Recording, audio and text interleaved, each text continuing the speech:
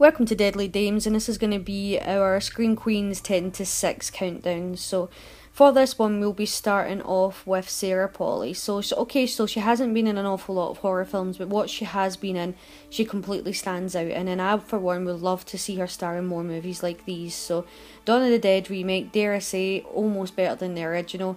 She's a fantastic, outstanding cast member in that movie, and definitely memorable to myself. And then Splice, which is a really creepy sci-fi movie, definitely one that's going to stick in your mind with some of the scenes that's in it.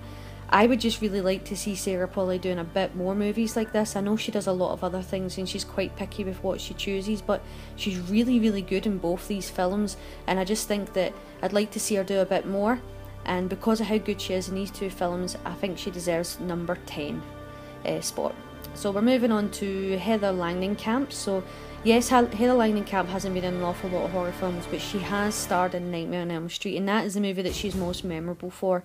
Now, I grew up watching Nightmare on Elm Street and seeing how strong Nancy was fighting against Freddy, and I think that's the reason why she deserves the 9th spot, is because she's just outstanding in this film. She completely fights Freddy back, where most people lie down and die. She fights him. Now, I know she does die in Dream Warriors, but she comes back in New Nightmare to kick Freddy's butt. So I just think that there's something about Heather Langenkamp that really stands out, and I would have loved to have seen her in more horror films, but the fact that we've got her in 3 Nightmare on Elm Street films is enough, and seeing her beat the crap out of Freddy in at least 2 out of the 3 is definitely worth her having the Deadly Dames Scream Queen spot on number 9. So we're just, I think there's one more Heather Langenkamp picture, there she is.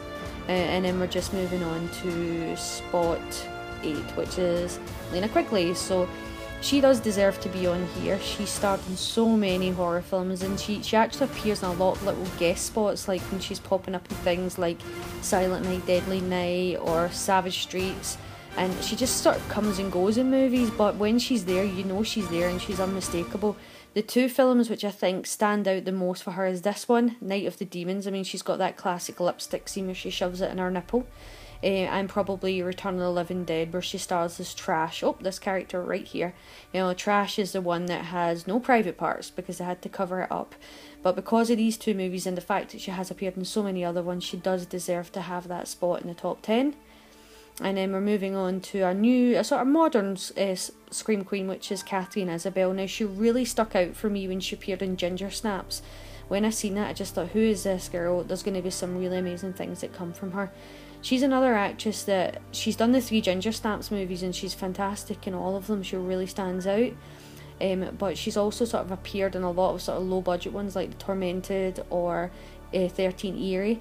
But American Mary's the one that really cemented her with the Scream Queen status, because this movie's just outstanding. She's fantastic in it.